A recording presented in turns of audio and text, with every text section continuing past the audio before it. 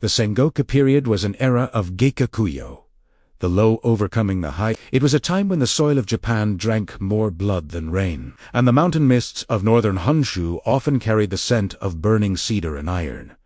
Amidst this chaos, two names stood like immovable mountains, the Date of Mutsu and the Uesugi of Akane. The rivalry was not merely political, it was spiritual.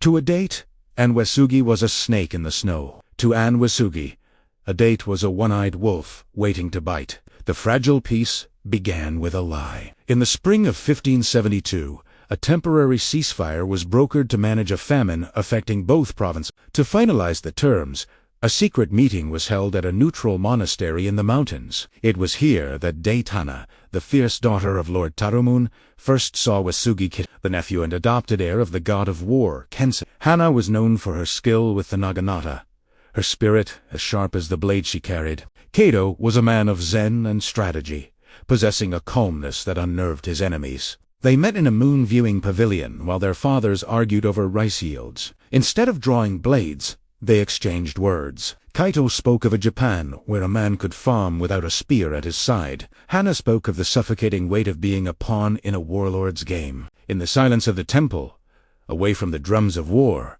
a forbidden spark was ignited. For 2 years, the heirs communicated through a network of shinobi ninja who were loyal only to them. Their letters were hidden in halidal bamboo and the lining of traveling monks' robes. The romance was a direct defiance of the Bushido Code, which prioritized family honor over personal desire. But as the pressure for both to marry into other rival clans grew, they realized that loyalty was a slow death. Under the cover of a winter blizzard, Hana fled the Date stronghold of Yonizaki. She met Kaito at a ruined shrine on the border. There, with only the howling wind as their witness, they performed a clandestine marriage ceremony. They exchanged cups of Saksan Sankudo, binding their souls. They knew the cost if discovered.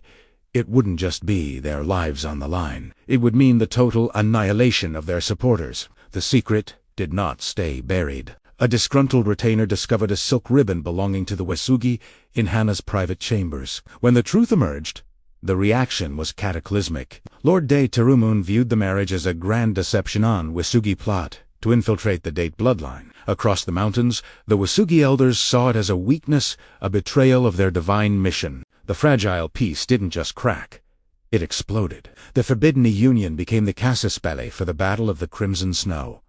Regional lords, sensing blood in the water, took sides.